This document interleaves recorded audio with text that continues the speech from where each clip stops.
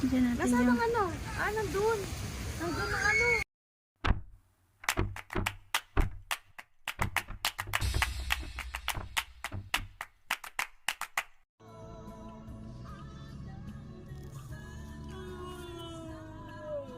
I-share ko lang po sa inyo yung nilakad namin last Sunday dahil nag-birthday yung pamangkin namin na Zaran Zarab.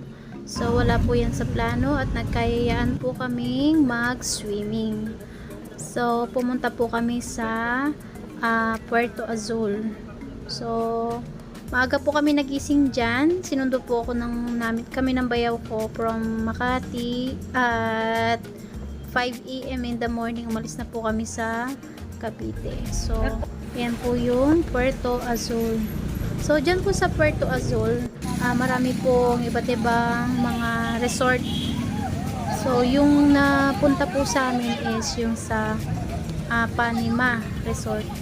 Which is, pwede po yun sa mga walk-in. Dahil yung iba po kasi, kailangan po may reservation po kayo para makapasok po kayo dyan. So, ayun po. So, itutur namin po kayo kung ano po yung itsura niya sa loob.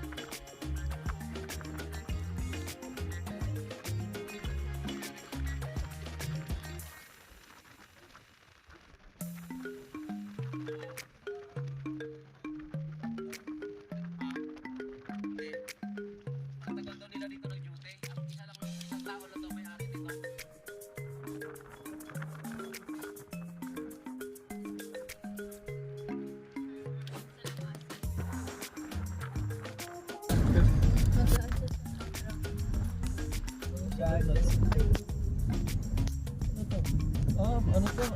Golf. Puro mayayaman yung dyan. Diba? Di pwede mahirap. Yes, welcome to Puerto Azul. Dire-diretso. Kasi kung mahirap ka, Ano yun? makakapasok ka dito. Swimming pool. Swimming pool pa. Turo. Sige pa, turo ka pa. Tubig pala dito. Hotel. Ano Ayun, yung hotel tayo. pala dito eh, boy? Mamuna tayo. Tayo. Baka restaurant. Baka emphasize naman ng tao mo. Lagyan mo naman ng konting pinis. Matcha. Batanggilin yung hilaw. Ugot. Sayang ang kato.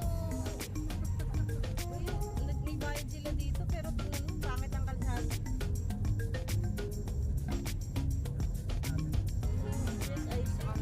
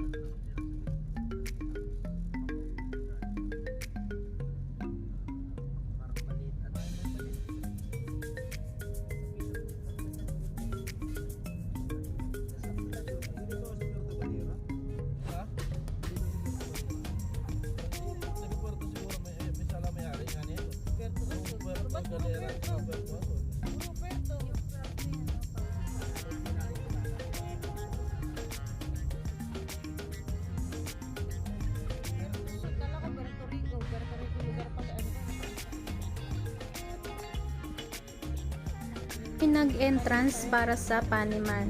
So, pagpasok nyo po dyan, magsisingil po sila ng ecological fee or environmental fee sa iba. So, 20 pesos each po per person. So, bali 8 po kami dyan. Kaya yun, nagbayad na po kami. Tapos, ayun po. Medyo malayo-layo pa po ng konti yung bago po kami makapunta sa Paniman Beach. Basta sundan mo lang.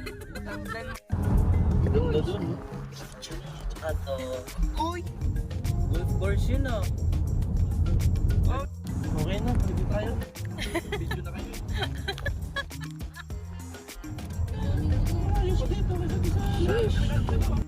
Ang pinaka-entrance ng Paniman Beach. Bali, free parking naman po yan. Tapos, yung entrance po niya is 300 for adults, 150 for senior, tapos sa bata. Tapos, 500 pesos po yung sa cottage. So, kung hindi po kayo kukuha ng cottage, okay lang naman po. At meron din po silang tindahan dyan sa loob, kaso ginto yung presyo. Kaya mas maganda po kung pupunta po kayo dyan, mas maganda na magbaon po kayo para mas makatipid po kayo sa Malang yelo dyan, 20 pesos ang isa. Kaya yun. So, bali yung Tapos meron din namang rental ng ng tent dyan, which is 300. Tapos ang Tapos sa naman sa ihawan. So meron din po bayad yun, 100. So yan po, tinutur ko lang po kayo. Nakarating po kami dyan ng mga 7:30 in the morning. So, time check is 7:30 So, in ayan the po, morning. doon ko lang po yung mga ibang Medyo facilities paparating na yung mga daming tao. pinuntahan po na. Umalis kami sa Cavite sa Tansa ng mga 5 o'clock. Ayan. Ayan yun.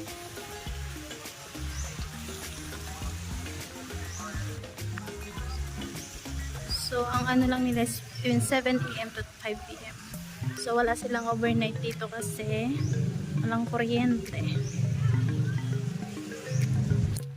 Ito yung sa playground area ng mga bata. Ayan. So, yung cottage namin is cottage number 4. Number 3. So, yun naman tao. So, yun na.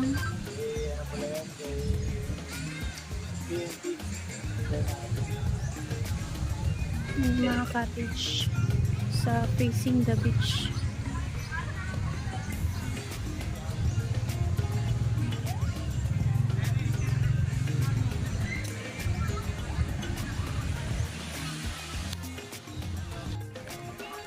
So yung dito kami, malapit kami sa lifeguards.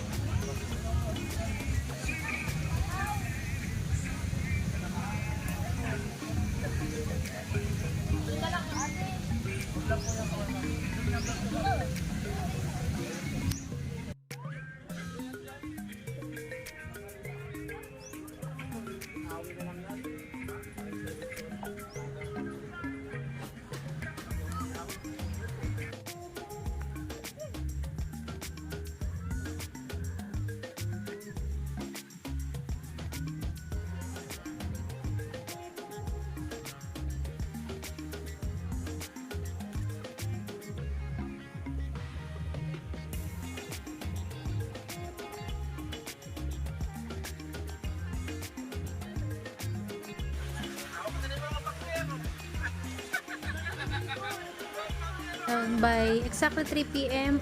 Umalis na po kami kasi medyo mainitan ng panahon. So maraming salamat po sa pagsama sa aming video at thank you so much sa aming sponsor at happy birthday ulit sa iyo, Enchong. And thank you for watching.